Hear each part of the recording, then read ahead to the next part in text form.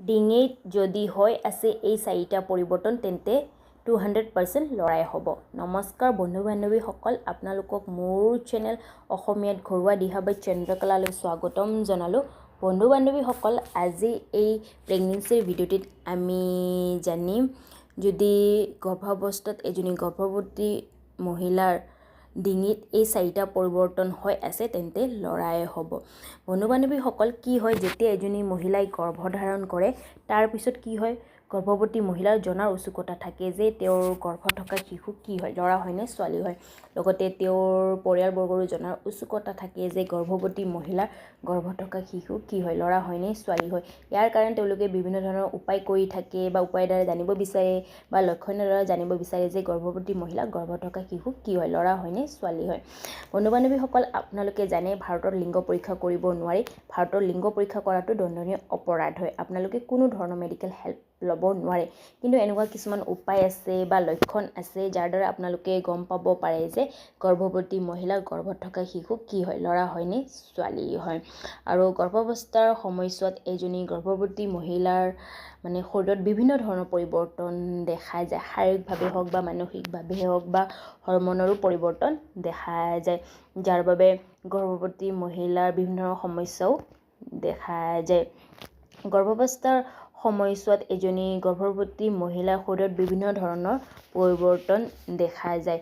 তাৰে ভিতৰত এটা হ'ল ডিঙিৰ পৰিৱৰ্তন। গৰ্ভাৱস্থাৰ সময়ছোৱাত এজনী গৰ্ভৱতী মহিলাৰ ডিঙিতো বহুত ধৰণৰ পৰিৱৰ্তন দেখা যায়। আৰু তাৰে চাৰিটা পৰিৱৰ্তন বিষয়ে মই আপোনালোকক ক'ম। যদি আপোনালোকৰ গৰ্ভাৱস্থাৰ সময়ছোৱাতো যদি এই চাৰিটা পৰিৱৰ্তন হৈছে তেন্তে জানিব যে গৰ্ভত থকা সন্তান এজন ল'ৰা হয় বুলি। 1 নম্বৰতে এচিডিটি সমস্যা, ডিঙি বিষ।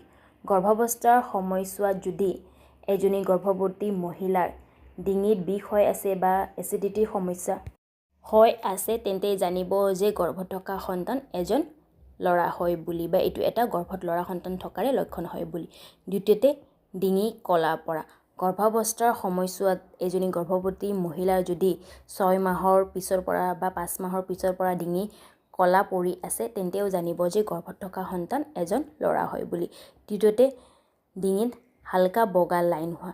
গৰ্ভাৱস্থাৰ সময়ছোৱাত যদি এজনী গৰ্ভৱতী মহিলাৰ ডিঙিত হালকা বগা লাইন যদি পৰে তেন্তেও জানিব যে গৰ্ভত থকা সন্তান এজন ল'ৰা হয় বুলি। চতুৰ্থতে মাত সলনি হোৱা।